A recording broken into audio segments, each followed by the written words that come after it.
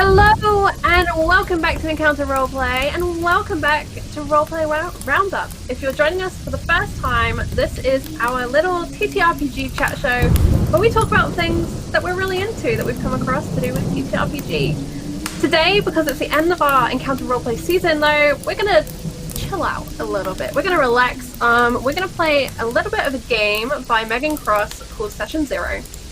And we're going to make some characters. And we're going to talk about a few games that we've spotted and yeah, just have a nice time and talk about the season that's just finished because we've all been involved in a number of games here on the channel and maybe a little bit about the season that's coming. We'll also be keeping an eye out on chat, so if you have any questions for us, pop them in and we will do our best to answer them. So Megan's game was suggested to me when I did a post asking how people like to flesh out their characters. I like to build, that meaty personality part of a character. Because I like doing like BuzzFeed personality quizzes, that kind of thing, and like is it Myra Higgs? And, oh yeah, and then Myra Briggs. Myra Briggs, that's the one. I don't know who Higgs is, but she's my lady apparently. But those kind of personality questions and doing them from what I think the perspective of my character is. Session 0 is kind of for a little bit before you have a full character. And you draw from either a normal deck of cards or Megan's designed a specific deck which has different questions and things on it. And they ask you questions about your character and you answer them and it fleshes them out. And I think the cool thing about this is it can apply to any game or system because we all play a lot of different systems in here. This music. I'm having a moment. I'm having... But yeah, so I thought this would be really fun. Megan, of course, played in Ravnica this season and in previous seasons on the channel, so shout out to her. The game right now is on 20% sale, I think for either Black Friday or what was I saying? Black Friday or Cyber Monday or whatever made-up consumerist holiday we're currently undergoing. But even so, it's only $2.40. There is the option to pay slightly more, which I always advocate for from independent games. If you can afford it and support the creator, then please do. So, Susie Lundy, next week, we're going to pack some plugs. Yeah, we are. Yeah, we are. Very excited. If you in chat are going to pack some plugs, come say hi to us. Yes. We'll be there all weekend, hanging out in various places with various people. The background crackling / thunder is a wee bit loud. I can't hear the fireplace thunder. Crackle. It's on the loopity loop. That's weird. Oh, so apparently they have background crackling and thunder, but no music. See, we have this lovely opera to us right now. Chill, relaxing opera. Once we're like, But yeah, if you're at PAX U next week, you should come and find us. I will be the very tall, lost-looking English woman, and around me will be my small friends. So yes, I will be one of those very small American friends. Yeah. We have to get a picture together, Susie. Oh my God, Lindy. But I will be at PAX Unplugged. If you want to play a game with me at PAX Unplugged, I am running some games for Mage Hand Press. So I believe their first Friday morning slot, their Saturday morning slot, and a Sunday evening slot. So we'll be playing Dark Matter. It's pretty cool. It's like space D&D. Mm-hmm. So definitely, if you want to play with me and come hang out, which I want to hang out and play with you guys. So do it. Can highly recommend playing games with Lindy. She brings all sorts of energies to your games. No, she's a great person to play with. I don't actually have any sort of scheduled games. I'll be milling around and hopping into things as and when. But yeah, you can always come up to me and say hi and stuff like that if you see me. And if we find ourselves in a quiet corner, and we can always play a short com game. I thought I was going somewhere else then. I thought you were saying, if we find ourselves in a quiet corner, please tie me into a lamp. I thought that's where I was going. I would like to not be a lamp. That honor is solely for you, Charlie. That is, our ultimate destiny and our friendship is to be turned into a lamp. But I will happily play some quick con games with people if we have the time and no space to do it in. Is what I was gonna say before it got sinister in here. It did. I do apologize for the thunder and lightning. We couldn't hear that. I had no idea that audio was on, but it is now turned off. So you should be getting the nice, dulcet, mellow tones that were intended for you all to enjoy.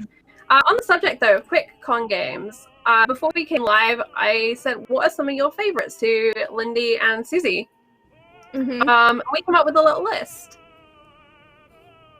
Lindy, what have we got on our list? We have got one of my favorites, which can be quick or it can be long, depending on your group. But it's also really good for travel because it's just prompt-based. And it's on Roll20 as well if you just want to have it on your phone and just read your little prompts that way. I've done it in the car. For the Queen. It is excellent. Can highly recommend. It's very dramatic. I've had a different storytelling experience every time with the same people and with different people. I love it. I love it.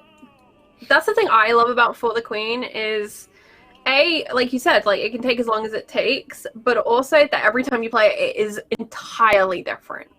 And there's no prep to it. You just make it up as you go, and it's so collaborative. Yeah, for sure. And like the tone of it is as silly or as serious as you want to make it, right? Like it's about you and your friends, and you're all like coming up with these scenarios and things together. Like I played with Charlie, Kiana, and Oz, and we ended up with basically being the Queen's agents from the colonies because we're all from various parts of the Commonwealth, and we were protecting Queen Elizabeth II. And it got a bit buck wild and crazy at one point with like attack corgis and killer moose and the Canadian Prime Minister trying to kill the Queen. You know, it got a bit crazy towards the end, but it was very, very fun. The last time I played, I was the Queen's identical twin sister, which led to a lot of drama, juicy drama, and I was playing with Tales from the Grim, Grant Ellis, and some other folks, so you know it was just rife with shenanigans. And on the subject of shenanigans, this moves me on to one of my personal favorite convention games, and I think it could be a great travel game because you just need D6s, and that's Honey Heist. This is a game where you are on a scale between bear and criminal. And it is always wacky, it's always fun. It's a one-page game from Grant Howitt. He writes incredible one-page games. They're always full of a little bit of humor. But this game is so funny. I played it twice at PAX last year. We're playing it again this year for my birthday. The wonderful Kiana is going to be DMing that, so I'm very excited about that. And highly, highly recommend it. And I believe you can get it for free as a download, or you can buy from Grant like a whole collection of one-page games. One-page games are so great because you only need one page. You can display it on a phone. It's quick and easy reference. It's all there. And again, like For the Queen, it can be played for as long as you want to play it. So if you're waiting in a line for something, you can use a dice roller on your phone if you don't have a real dice out. Roll a 1 to a 6 on a d6. Very playable, very fun, always wacky. I don't think you can play a serious game of Honey Heist. Generally, you will end up eating someone somehow in a questionable way, because especially if you have pandas, because pandas have this thing where if it looks like bamboo, they'll eat it. And players always find a way of being, does this person in a trench coat look like bamboo? Yeah, I was going to say one time Greg and I ate 3 weasels in a trench coat because we thought they were bamboo. It happened. So highly, highly recommend that. For a more serious game, though, there's one that Susie and I have played called Spoken Magic. Yeah, yes. Spoken Magic is great. I wasn't entirely sure what to expect going into it, but we played it through Roll20. And it's kind of prompt-based as well. You've got certain decks of cards that will draw certain scenarios, but you have to it's very collaborative as well in a very similar way to For the Queen is, you draw this card and it gives you like a prompt. But you have to build that and make up the scenario yourselves and how you're going to overcome it together. And one thing I really did like about Spoken Magic is you are giving these words. and you have to come up with the meaning of these words, what these words mean to you and your character that you play, and how you can use them in your spells. But one really cool thing about it is you can give other people your words, and your definition of the word doesn't necessarily have to mean their definition. Like, it will mean the same word technically. So I'll say I handed Charlie like a word that meant heart, and I could mean that as in like love and friendship, and she could be like, I don't know, she could turn that sinister if she wanted to. Like, this, there's different takes on the things. I really, really enjoyed that. You can also play it single player, which is super fun too. So if you're on a long plane flight, you just want something to entertain yourself with, there's that. And if you like that game, there's another game by Jess, Little Cup of Joe. It's been renamed. It used to be called, I think, Ancient Stones. What's it called now, Lindy? Land of Whispers. Land of Whispers. And this is all about the creation of a settlement. And as you kind of go through a journey with this settlement, and you talk about where you've come from and why you've come to this place and different aspects of this place. And it actually ties in really well with spoken magic, because you can extend your adventure then from this settlement as you go through spoken magic, and you go on another adventure, usually involving leaving wherever you are from to fix a problem. So highly recommend both of those games. Very similar deck-based games, very beautifully designed. And also designed so that you can use just a regular deck of cards and just reference the PDF. Brings me on to a final game, which is a bit of a weird one for travel, but a similar energy, designed for 2 players, called Starcrossed. And there is an adaptation of this that you can do it rolling a d20, or you can use the traditional Jenga tower, which is great fun for conventions. You sit there, you've got a little table, get your Jenga tower out, and you play these 2 lovers who are meant to be together. Or not lovers, just 2 people who are meant to be together, but they can't be. And you explore that, and you explore why, and eventually maybe they'll get together or maybe they won't. And it's a very tense game, even with rolling a d20. Because a Jenga tower is very precarious, requires dexterity. We know that tension, but you roll a d20, and if you roll the same number, I think it's 3 times, it's the same as knocking over that tower. So you see that 11 come up, and you see it again, and you're like, not an 11. I have never hated seeing a number as much as when I was playing StarCraft, and I really wanted to get to the end of it. I played with Summer. You played it? Did you play it at PAX last year, Lindy? I've never played StarCrossed. I really want to. It's on my wish list of games I wanted to play, but no one's ever played with me. So. I'll play StarCrossed with you, Lindy. Thank you, Susan. And just to put this out there, I have 100% smooch rate in StarCrossed, so it's always happened. I feel honored already. So we haven't even played it yet. Awesome.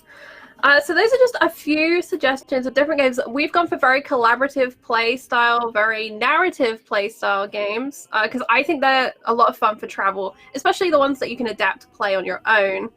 We also recommend games like Virginia Page's Space Hike, which we've mentioned previously on Roleplay Roundup. Kiena has a whole heap of really fun games, some of them Starcrossed-like, some of them solo play games. Another game that would be great that we've mentioned on Roleplay Roundup before is To Hell and Back Again from Don and Kiena, the kind of Avernus prequel, which you can play solo, you can play as a duo, you can play as a group, and that is on the DMs Guild, and they're doing really well with that, so go and check that one out. But this is a time of year where everyone's trying to sell you something. There's an offer on everything, so go and check out any game that you're interested in. Keep an eye out for those sales. One new thing that I do want to mention, actually, before we go on to Play Session Zero, which I'm really excited to get to, is that our sponsors here on Encounter Roleplays, Zweihander, the Grim and Perilous publishing group, are releasing something coming out at PAX U. Hi, Tesla! It's not a cat, but she says hi. Cat. It is the Zweihander Grim Perilous Player's Handbook. This is much more like a PHB-sized book, so if you are just playing Zweihander, pick this up. It's beautiful. It comes with a lovely bookmark. It includes new ancestries and all sorts. It's great, and so many beautiful illustrations. So if you're looking for a system to try out, you like fantasy, you like low fantasy, Zweihander, we've talked about it all year. Obviously, we love playing it here on Encounter Roleplay. Susie was our GM for it this year. How did you find Zweihander, Susie? What did you find running I that? really enjoyed Zweihander. I mean, not gonna lie, at first seeing the original call book turn up and it being like this thick and weighing as much as a small child was a little bit intimidating, but I found it a really quite simple and easy system to play. It was really fun to GM for. I love the combat, how you've got your action point system. It reminded me like of an oldie-timey RPG, you know, like Final Fantasy-esque, like you can do these things in a turn and yeah, I feel like it really sets you up to like make some real fun adventures. And through the Broken Crown and Hellfire plot, I feel like we've certainly had some fun adventures and some juicy drama, high stakes tension, and plots to kidnap a queen. And on the subject of Hellfire plot, our finale will be on December 18th. We actually have 3 games going on during that week. On the 17th, we have our Call of Cthulhu special. On the 18th, Hellfire plot finale, and on the 19th, we have an Unhallowed Metropolis special. Now, the reason our finale for Hellfire plot was moved is the Lady Susanna went and got married. Congratulations, Susie. Thanks. Yeah, Mrs. sorry I had to. Susie. Mrs. Susie, yeah. Mr. Susie is very happy. But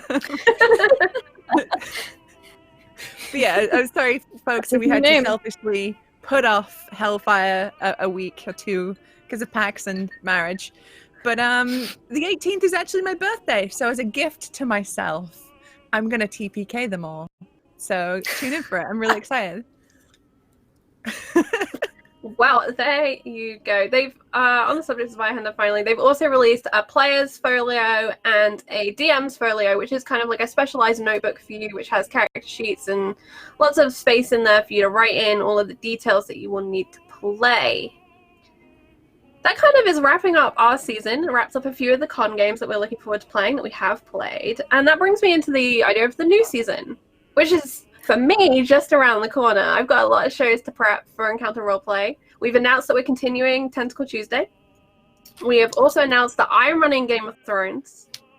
There will also be a new Zweihander game coming up, and you can apply to play on that game via our Discord. There is a channel called January 2020 Casting Calls, and that is where I'm putting up all of our casting calls for shows. I'm doing it show by show, so you know specifically what day it's going to be on, what sort of times, and asking a few particular questions so that we can really kind of match make our players with the games. But this also means that Lindy, Susie, and I get to make new characters very soon. And this loops us back to session 0. So, I'm going to open my PDF real quick because I forgot to do that. I believe this game is basically you draw around 5 cards from a deck. Mm-hmm. And you answer the questions, and it will help you build a character. So, session 0, 2.0, that's what I want. Susie, why don't you draw a card first? Sure. Hang on, let me get to the roll 20. All right, let me just deal. Oh, wait, hang on. You can probably just drag and drop. Yeah, which pile am I grabbing from? Start at the top, work our way down. Guess so. All right. Me. Let me have a card. Roll 20. There we go. Everyone remembers their first kiss. Who was it with? When did it happen? What were the circumstances around it? Am I going first? What a question to start with. All right, so I think I'm gonna think about a Call of Cthulhu setting character. I think I'm gonna give myself a set. I'm gonna think about Call of Cthulhu. I actually have a Call of Cthulhu character that I'm going to be playing, not on Encounter Roleplay, but elsewhere at the beginning of next year. I know, but I have a vague concept for her. I know her occupation, I know her name, but that's it. So I think this would be a good opportunity to maybe flesh out some details and be sneaky about it. Lindy, what was her first smooch? Her first smooch. Ooh, let's say it was. Let's go with when did it happen? It was at. They had prom in the 80s, yeah. So it happened at prom. According to the movies, they did. According to the movies. I wasn't alive then, I don't know. So yeah, it happened at prom, and it was with either the jock or the nerd. Let's make it the bad boy. The school bad boy. Yeah, he was one of the kids who rode a motorcycle to school every day. Ooh. Yeah. Those greasy and vibes. yeah, there we go. Yeah, and the circumstances around it was she went to prom with just a group of her friends. She didn't have a lot of friends, and no one really asked her. But she looked real pretty on prom compared to her everyday wear, and it attracted the attention of let's name him John. What's a real 80s name? Like a really like Blake's 290s. All right, chat. Here's one for you, chat. Why don't you suggest some names for this An bad 80s boy? bad boy name. Yeah, bad boy in the 80s. So yeah, she attracted his attention. They danced, and they definitely had a smooch before the chaperones found them and separated them. My brain just went, leave room for the 7. Mine did too. For context, Susie and I play in a Song of Ice and Fire game currently, and that was one of the jokes during her 13-year-old character's dancing lessons at one of the courts. So yeah, leave room. I like 7. Zach. That's a good one. Zach. Yeah. Oh, I could see it. Yeah. Oh, especially Zach with an H. Like, that seems like extra obnoxious to me. Yeah. No offense to any Zachs with H's. Yeah. All right, so you and Zach had this smooch. The smooch at prom. Smooch. Dang.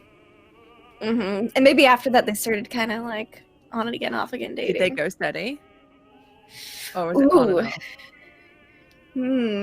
He's a bad boy. Did they ever go steady? I think he was too cool to go steady. Yeah. Yeah. He's like the kind of guy I imagine who just turns up outside of her house like unannounced and just stands on his bike smoking and just waits for her to come out. Doesn't honk his horn, doesn't knock the door, just waits. But you can hear the bike pulling up, so you know he's there. I love it. All right, Susie, what kind of setting are you going to design your character for? I guess we could decide with that, really. Seeing as we've mentioned Game of Thrones already, I'll make a Game of Thrones character because I really enjoy that system. So my character's first kiss, it was her father's name day celebration. They were having a feast at their hall, just a small hall. They're not a major family, just a minor family. And it was a clumsy, drunken affair with the stable boy.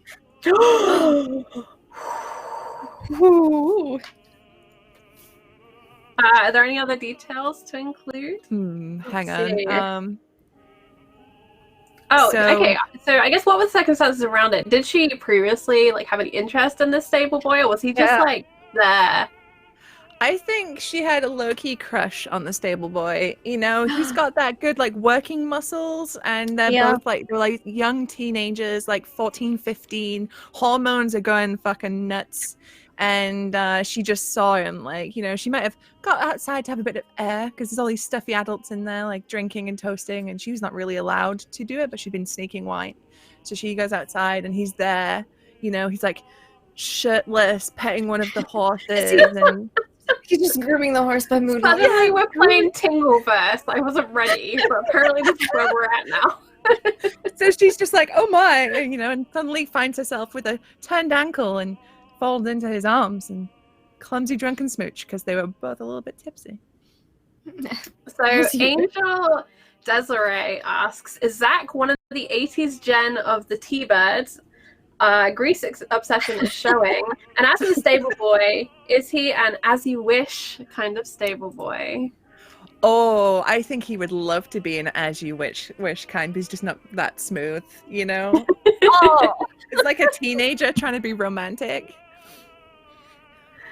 Love it. And Shiny Pilot asks, does Zach run in a gang with Bad Boy Grant? He has to. Has to. I think it's mandatory. Yeah. All right. Grant's his bad boyfriend who's in college because he's like a year or two older.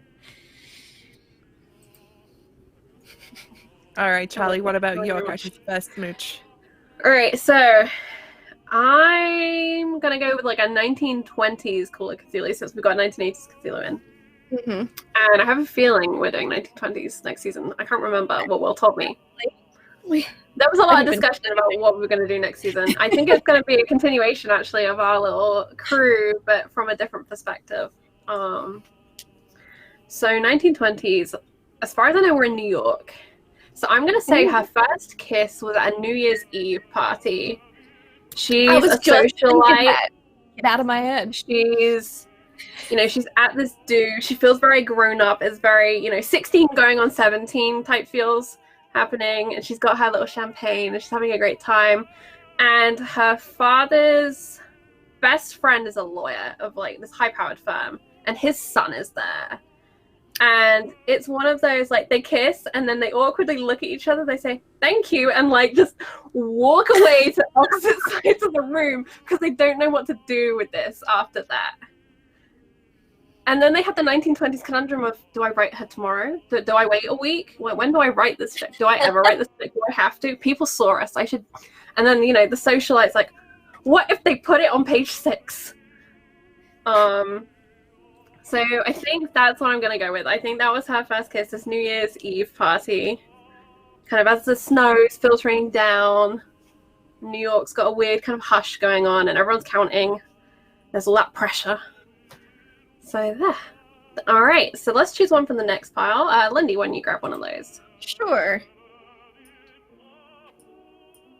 Ooh. Oh, and in the meantime, did Daddy find out about the stable boy? A question from 5 rounds more.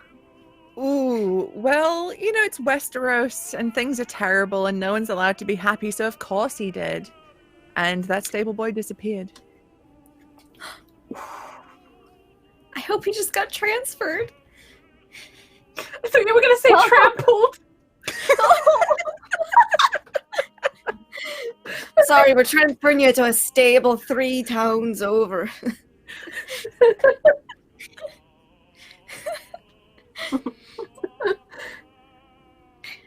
All right, so the next prompt is, a powerful entity once made itself known to you.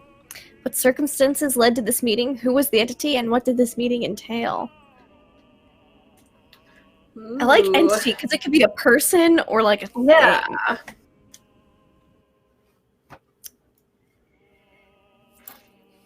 All right, so I'll take this one. So, okay, my socialite, they every summer do what everyone does and go upstate to the big country houses. And they have a very nice time. Only these country houses tend to be quite old and quite rickety, and sometimes it gets stormy up there. And I think one night she saw a ghost. At least she thinks it was a ghost. Maybe it was a ghost. But it was this stranger to her figure. And I think it was, it was really stormy outside. The sea was churning. The gale was blowing around, making that woo kind of sound. And she's gone out to go and get some milk from the icebox. And she's kind of tiptoeing back through the house. Thunder's crashing around. And there at the other end of the corridor is this spectral figure. And because it's a classic, it's always a woman in a white nightgown, because girl's got to do what she's got to do, and it's always a woman in a white nightgown. And I think they stood there staring at each other for like a hot minute. And it was one of those moments where the entity was looking at her like, are you real? And she's looking at this woman like, are you real? And then there was another thunderclap, and it causes her to start and look around, and when she looks back, that figure is gone. And so she does what everyone does when they're freaked out in the house, and that's sprint to her bed, throw the covers up over her head, and just pray for morning. And the next day, she kind of goes to I imagine there's like a gardener or like a housekeeper type figure who, keeps things proper and organized. And he's there sweeping up the leaves on the deck. They've been blown around by the storm. And she asks about this person, and he knows nothing about it. but there's something in his face that says he knows something about it. Ooh. Ooh. Okay. Right, so, Wendy. Yeah. Okay, so we're gonna she was working at her dad's auto shop. And she loves turning wrenches, and this car pulls up. It's blacked out windows. It's a black vehicle, and a very well-dressed man in a suit with a cigar walks out, and he's got a very thick New York accent, and he asks where her dad is. And she tells him he's doing some paperwork in the office. Can she help him? And he asked her who she was, and she said she's his daughter and stuff. And as she was talking to this guy, she realized she'd seen him on the news. This was one of the dons of the mafia that had just gotten out of prison not too long ago. And as she made that realization, her dad came out of the office and ushered the man in, and they had their meeting, which makes her wonder what dealings are going on out there.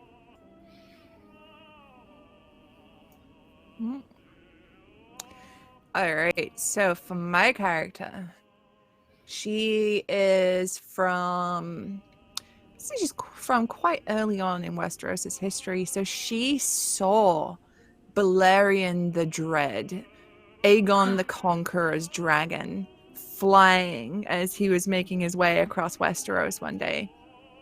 And he didn't stop. He didn't see her, but she was forever marked on the day she saw that dragon, that huge, terrifying dragon. And she understood on that day why Aegon conquered Westeros, why he demanded such fealty and such devotion to him, because of that beast. She just thought, maybe I won't ever try and do a treason, because there's a big dragon. It's probably best to just be quiet. Maybe I won't ever treason.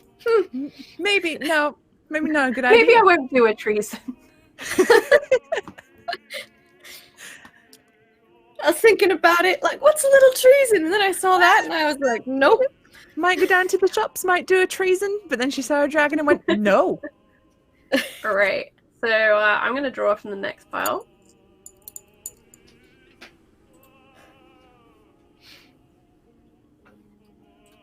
Hello, card.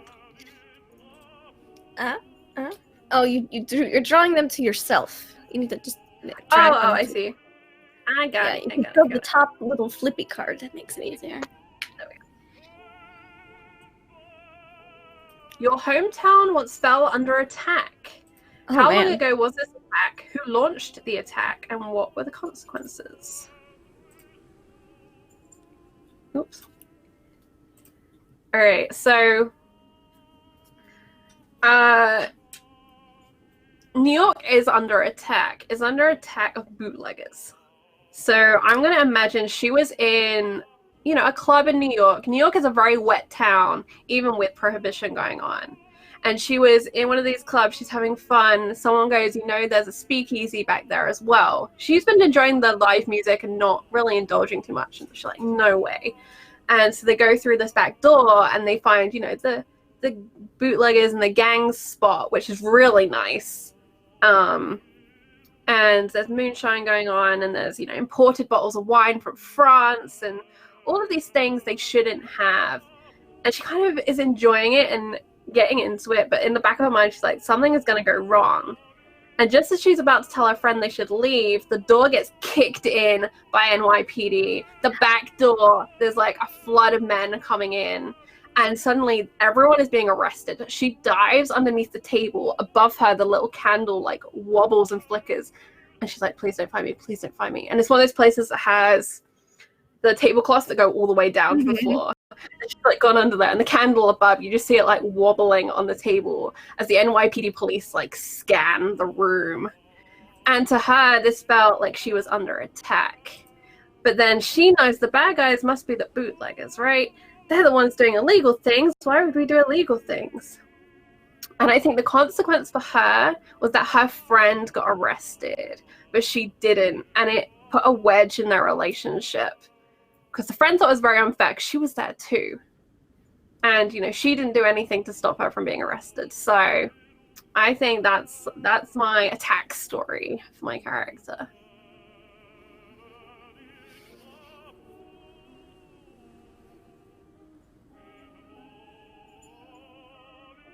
It's a good attack story. I was like drawn in. I wasn't thinking about that. Yeah. I was like, I want to see this scene. Like, I want to see this play so, out. Like, Susie, lots of battles and stuff go down in Westeros. a lot of battles in Westeros. You've just seen a dragon at some point in your life. Just seen a dragon. This is like, this is maybe not long after Aegon's conquest. So there's quite some division in the land, and people that are maybe not quite so happy to now be ruled by this foreign invader with his big lizard. I think that on one day, a group of rebels showed up at her father's holdfast and demanded that they are given shelter, and that her father hand over his household men and guards and fight with them. And I think her father told them to, in no uncertain terms, do one. They were unhappy and, as you can't quite imagine, and attempted to siege her small family holdfast, which is nothing more than maybe a sort of reinforced hold, big house with maybe some little walls.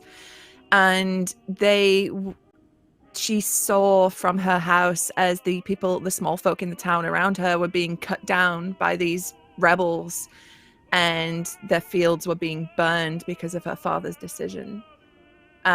Ultimately, they were rescued as ravens had been sent out as this host was arriving, and troops did come and put them down. But for her, she saw the small folk being murdered and felt powerless to do anything about it. And a little fire was lit in her that day that she would never have that happen to her people again. And Lindy, what happened in the 80s? All right, so when she was real little, probably elementary school age, they were living in Chicago, and some gang wars broke out, and I'm not really sure who started it, but the school went on lockdown a couple times because just stuff in the neighborhood was getting worse and worse. And then suddenly one day she got home from school and the whole house was packed up, and she was informed that they were moving to get away from it. So they moved to New York. What a shocking thing to happen to you. You come home, and this has been your home like pretty much all your life. Mm-hmm. And it's just all packed up and it's in boxes, and your parents are like, we're going. Yeah, it's just complete shocker for like a 7. But it's okay, because in a few years she gets a smooch with Zach. So I mean, that's true. Yeah, it's she's got a thing for bad boys. What can you do? So Susie, would you like to pull another card? I sure will. Okay, so next up. Hang on. 1, 2, 3, 4. Scars are stories. What is your most notable scar? How did you get it? Is it brandished as a mark of pride or hidden as a mark of shame?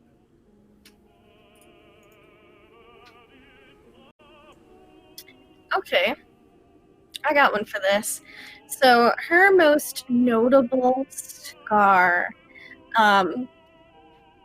is she's got a scar going down like her shin from when she was learning how to ride her bike.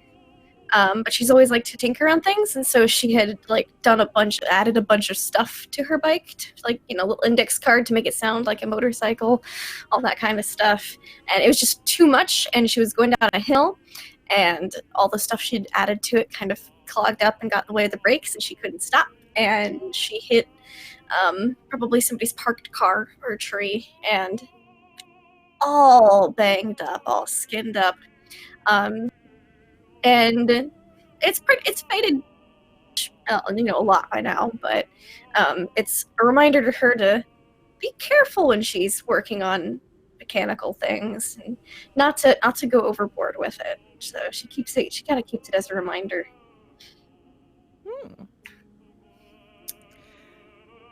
For my character, she has a small scar on the side of her nose, and it's from a childhood brush with the pox. She was very ill, and her parents were told she wouldn't survive, but she pulled through, and that scar is all that remains. It's very small and very difficult to see unless you're looking for it. But it's a complicated one for her because she's proud of it, as it's like I survived, I lived, I was strong. But also, it's a mark on her face. And as a woman in Westeros, her face is one of her major weapons, one of her major tools. So she is a little bit ashamed of it because she has to put in a lot of work to pretend it's not there and hope that any potential suitors or people she's trying to schmooze with don't notice it as a mark against her. All right, I've got one. This is out there, but bear with me. Okay. So in 1909, my character was very young, couple of years old, if that, and she was coming across the Atlantic on a ship when that ship struck an iceberg, and the greatest ship of all time sank. She is a survivor of the Titanic. However, the water of the Atlantic is very cold, and it gave her frostbite. And rather than a scar, I think she lost a couple of toes. And she does feel some shame about it. And what she does is she actually stuffs her socks. So it looks like there's a real like pair of toes where there are no toes. And, you know, she generally will wear shoes. And that is her scars. She's got a couple of missing toes and she tries to hide it because it's an imperfection. As much as it's a great story being a survivor, for her, it's not something that's very comfortable, although she doesn't recall what happened, really. So that is my character's scar. Are there any other questions about it? I think that's it. All right, Lindy, why don't you choose another card for us? Sure. I know I'm supposed to pick at least any of the piles. I'm going to roll a d4 and see which one we pick from. We're going to pick from the happiness deck again. Okay. Awesome. So there are a couple of different ways you can play this game. You can draw from a regular deck of cards, and it's been divided into suits as to whether that's a sad thing, a happy thing, a bond, or I forget what the other group is called. A bond or a change. Is that what it's called? Oh, a character. But we've got it set up so we've got the 4 different decks, and we're just kind of choosing from those decks so we can get a good variety of the questions.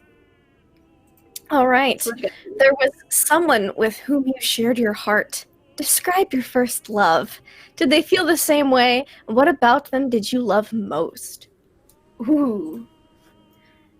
That's a sneaky one. Not your first kiss, not your first crush, your first love. I think for my character, it was her husband. She was married off, as most noble women are, but she found herself very lucky in the fact that her husband is a very kind-hearted, sort of gentle man who was not one to squish her dreams, ambitions, or just be like a quiet woman, go knit in the corner. It's obviously, being an arranged marriage, something they had to work at. Their love wasn't immediate, it wasn't love at first sight, but a decade down the line, and they're very happy together. Against a lot of odds.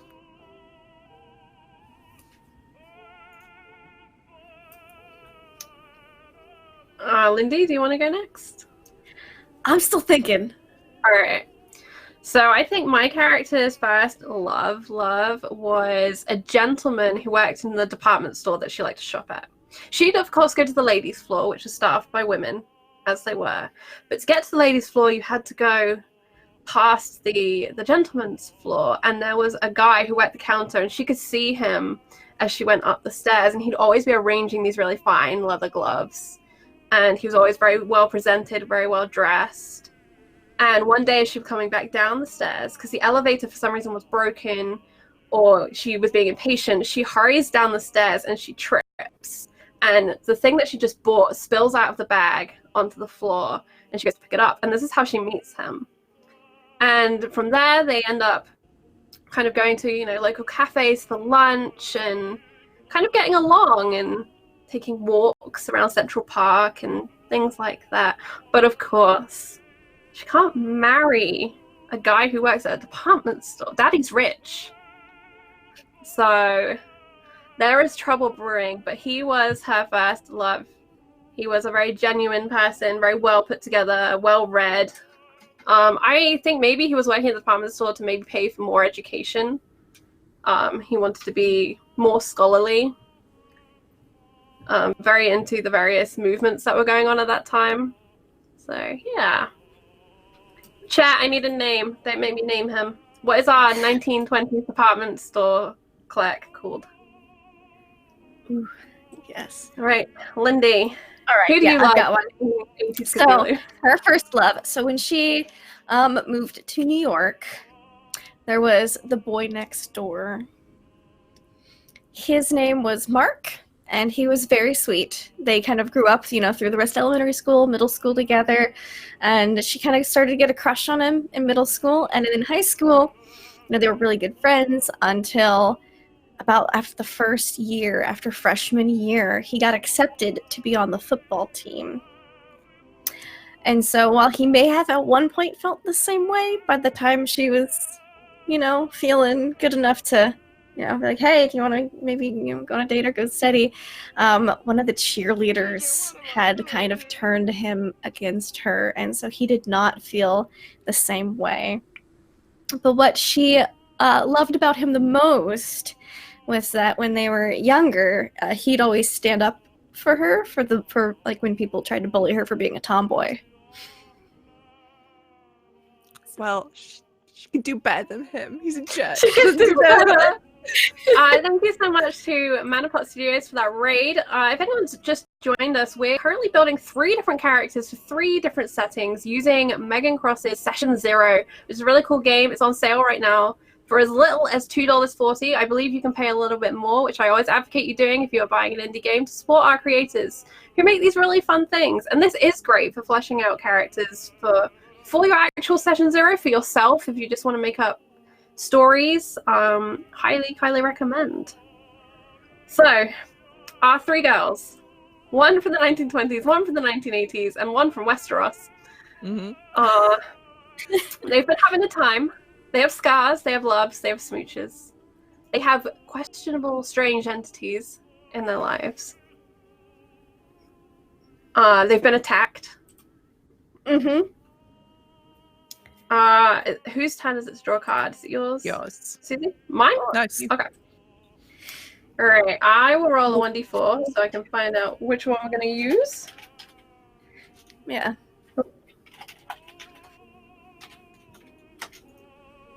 Ooh, 3. Alright, so I'm going to be drawing from the Sadness deck. Oh no. Oh no. Let's do these. Boop.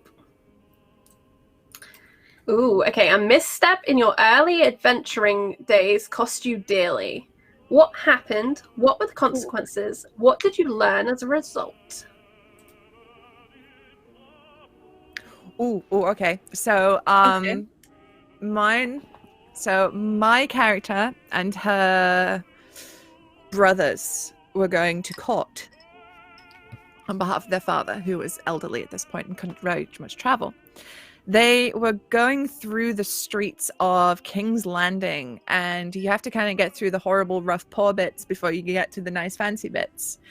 And there was a beggar on the street asking for alms, asking for anything.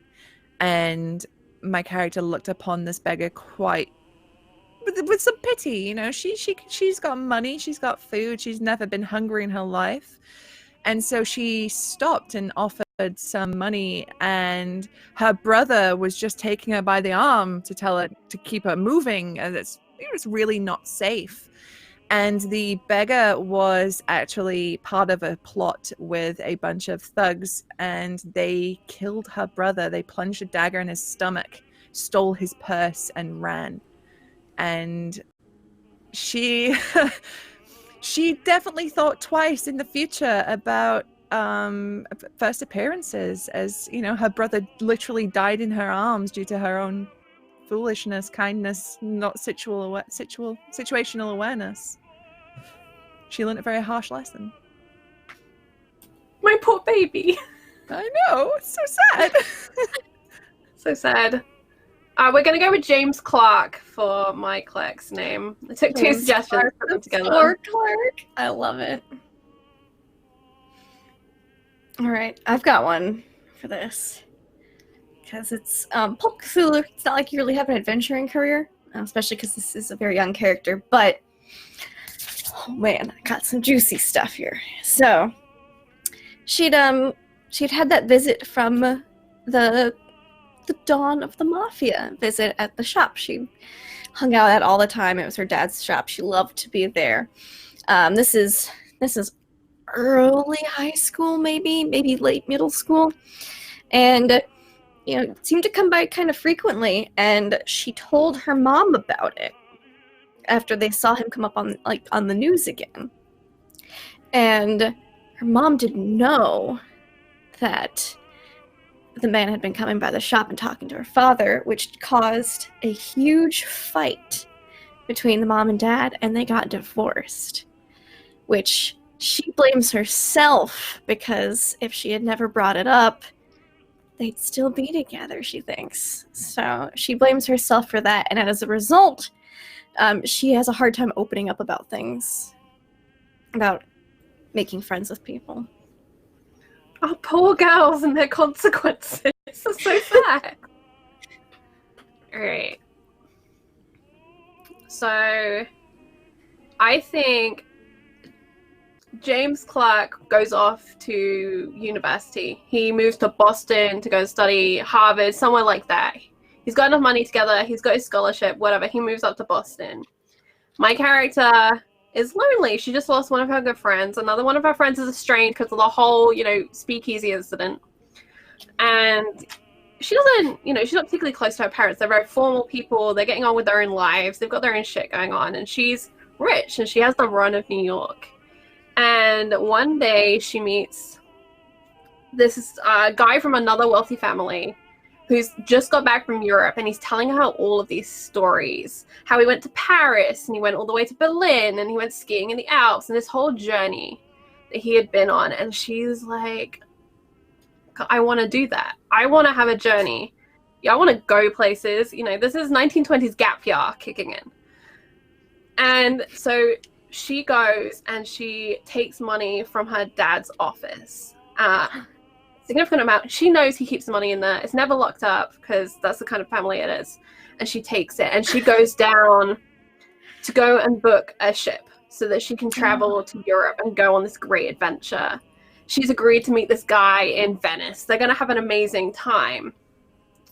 And she gets down to the docks and she remembers, she has this weird flash of that whole Titanic incident of the boats in the dark and feeling very cold, and it's a wintry scene in New York, and she ends up sat on this bench just looking out, and she can see the Statue of Liberty and all of that classic stuff that's going on.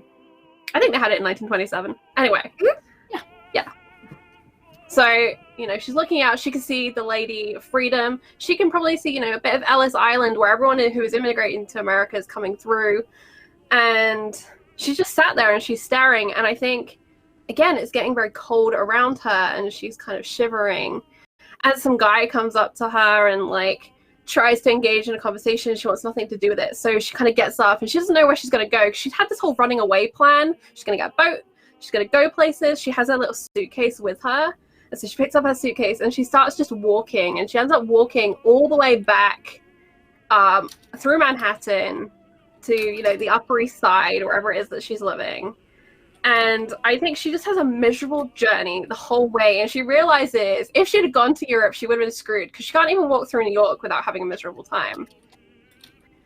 But she gets home and she's putting this money back in the office. And her father comes in and kind of turns on the light, slides up the little dimmer, and asks what she's doing. And she has to lie. And she says that her friend was going to elope. And she gets this other girl in trouble. And this is her mega misstep. She says, let's think of a name. Caroline. was going to go marry Teddy. Caroline and Teddy on and off for ages. It's a viable story. It could be happening. And she needs the money. But Caroline changed her mind. So don't worry, Daddy. It's all fine. And she kind of goes back up to her room. And from there, like, it's really uneasy because she knows she doesn't want to be in New York, but she doesn't know how to be anywhere else. And she's slowly distancing herself from everyone she knows with, like, little actions that she's taking. All right, it is now 4:05 Eastern. I think we should do one more question, and then we will wrap up today's final roleplay roundup of the season. I hope everyone who's watching is enjoying our little character making session. We're playing Session 0 by Megan, and we've talked through a couple of different con games for you to check out. And yes, just chilling and relaxing. Susie or Lindy, would you like to choose our last card today? Do we want to do bonds or character? Ooh. We haven't done either of those, so. We can do one of each. We'll just do them quickly. Yeah. Let's just do. We'll just do them quickly. Okay. Just quickly. Let's do. All right, I'll put hang out, bonds guys. in. We'll be done when we're done. Oh, you have fond memories of a former classmate. How long were you classmates? What about them helped shape your days before adventuring? What became of them? Okay, I can do this one real quick. So before she moved away from Chicago, she had her best friend in elementary school named, it's a really 80s girl name, like Tiffany. Tiffany, there we go. That's such an 80s name. All right, so named Tiffany.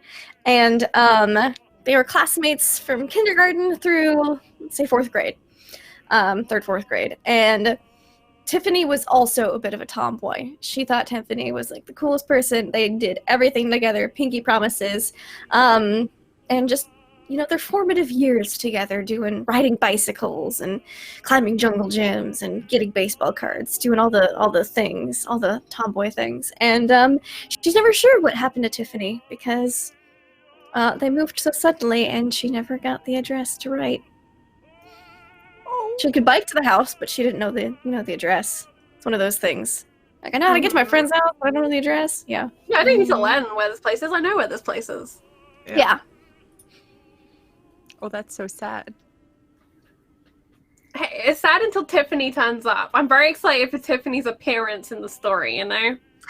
Yeah. So I think my character remembers a girl called Blair.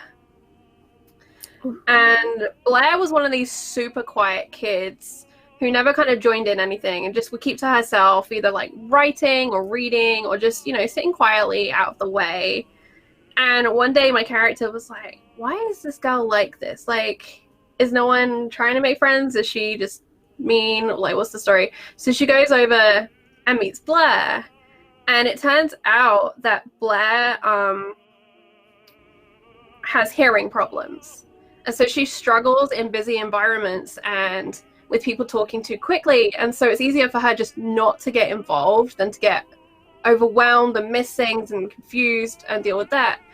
And so she has a really fond memory of Blair because she made some effort. And I think Blair's family kind of invited my character over a few times, and she got to know a little bit of sign language that way. They kind of started developing a code, and it was exciting for my character in that she had someone that she could talk to and they could have this almost secret language between them because no one else knew what they were really signing. And it was nice for her because she didn't like seeing Blair just like on her own in the corner. So she has like fun memories of that, and they could go camping and swimming and all of those nice things when school was out.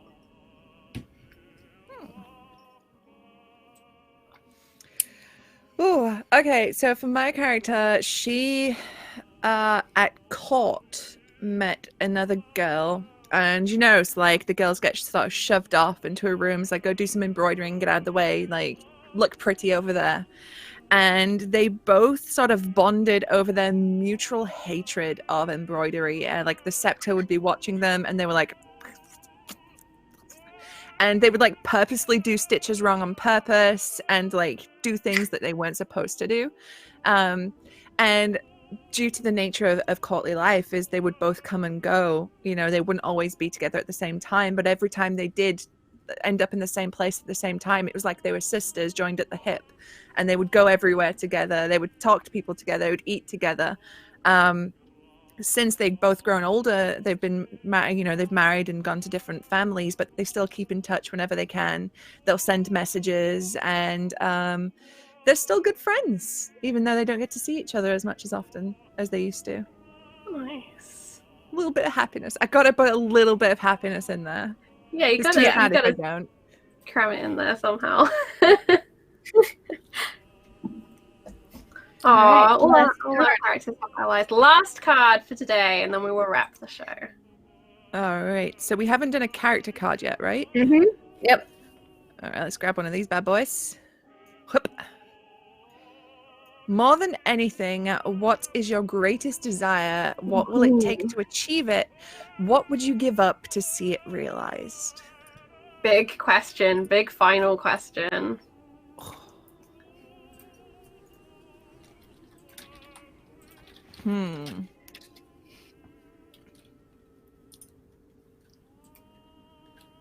I think my character's current greatest desire that she wants more than anything is to travel. She wants to take that trip that she didn't take.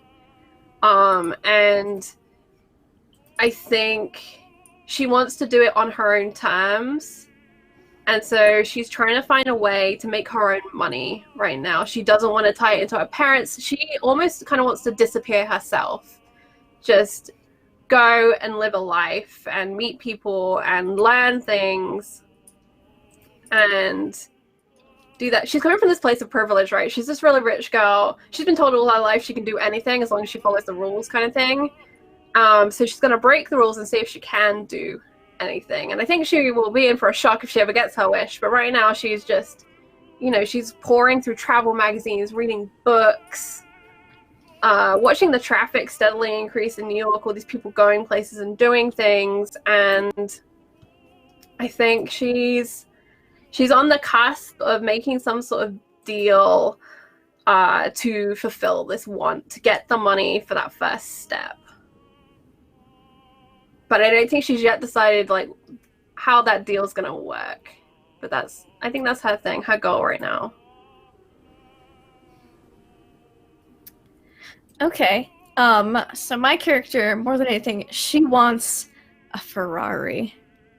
She wants a fancy, spicy, bright red sports car. And what will it take to achieve it? A lot of work and money. Probably more money than she's going to make for a long time. So she'd probably do some, maybe some not so great things to make money fast to get that Ferrari sooner. She might resort to little, favors. Maybe some you need me to do a chop shop job on this guy because she does work in an auto shop. Maybe she might do some unscrupulous work in the auto shop to try to make a few extra bucks here and there to save up for that Ferrari. It's gonna be one dirty Ferrari when she gets it. Oh, maybe. She hasn't done anything yet, but she's thought about it real hard. Mm-hmm. My character has a son. He is only very little right now. Right, he's a tiny child. But she has ambition for this son. She doesn't want him to be a lord of a minor house. She's like, nah, my kid deserves better. He's gotta get up there. And she's willing to lie, cheat, and sleep her way to get it there. She wants to get that boy somewhere important. And so she's gonna do whatever she can, whatever tools she has in the arsenal, she's gonna do it. Ambition and rebellion are in the air. And that is where we will leave our little session 0 game. So I learned some things about this character. I mean, I didn't have a character in mind when I started, but it's been really fun coming up with the little details. And they're the sort of things where you don't have to give your GM all of that in the backstory. You just make, your key notes. But when it comes up, you've got little things to pull on. Or if a situation happens, you'll be like, oh, it's just like this. And now you have an idea. Yeah. And so I would probably, when I'm starting this character, give her, a second language of sign language. And we know that she's got the toe thing, and all of that kind of things. We've got some ghosts and some strangeness. Yeah, so I think this is a really cool game foundation. How do you feel, Susie? I would say as well, if you already have a character, answering these prompts is a great way to flesh them out too. So while I was looking at these, I was thinking about for my other characters, like one of the questions is like a certain sound always makes you smile, and I was like, well, what would that be for one of my other characters? And it just helps. I don't know, it gives them a bit more fleshing out, a bit more humanity to them. And I really like it's a great tool to make a character and to build a character that you already have. I really like it. Really enjoyed it. It was super fun. Yeah, and I'm probably definitely going to use it to flesh out some of my characters a little bit more. Just to give them a little extra oomph. Awesome. So that is it for Roleplay Roundup this season. We will be back next season, probably in a slightly different time slot, so keep an eye out for that. But this has been a lot of fun. I really enjoy this chance to chat with everyone on a Sunday, and thank you all so much for being here if you're watching live. Thank you for watching if you are on YouTube. I will put links in the down bar on YouTube so you can check out all of the games that we've mentioned. And if you were in chat right now, scroll up a little way. We've included some links. I will throw some more of them back in there right now so you can check them out. We have talked about For the Queen. What else did we talk about today? Honey Heist. Starcrossed, Spoken Magic. The Land of Whispers. Yes, The Land of Whispers. All of these are really cool games. Also Space Hike from Virginia. To Hell and Back Again. Don and Kiana's D&D 5e prequel Choose Your Own Adventure style piece. Please go and check out our previous episodes. We do a lot of recommendations. We try and find good deals for you. Right now, there are hundreds of deals out there. And if you are looking for a new system to try in the new year, why not check out Spyhander? We've been having a lot of fun. They are, of course, our sponsors. And I should mention our other sponsors. Tabletop Loot, who make amazing dice. Wayland Games for discounts of all of your war game and board game needs. Fancy Grounds, our virtual tabletop of choice. The people over at Judge Dredd and Worlds of 2000 AD, Spyhander, Against the Dark Master, Kickstarter. There's been a whole host of things this season, and we are so grateful to all of these people. Oh, Modiphia's Star Trek Adventures, which we were all on. That was a blast. Yep. Entromancy. That was fun to see. So many things. And I hope that the new year for everyone is going to be a really great new year. It's full of gaming. You try out new games. You meet some old familiar characters too. And until then, we wish you all the best. May you roll many, many, many, many nat 20s this season, because you deserve it, friends. And we will see you very soon. Please go and check out Laugh Love Lindy and Susanna Grace over on the Twitters. They are both talented DMs, players, and creators. So go and check them out. You can see their names on screen. Bye, everyone.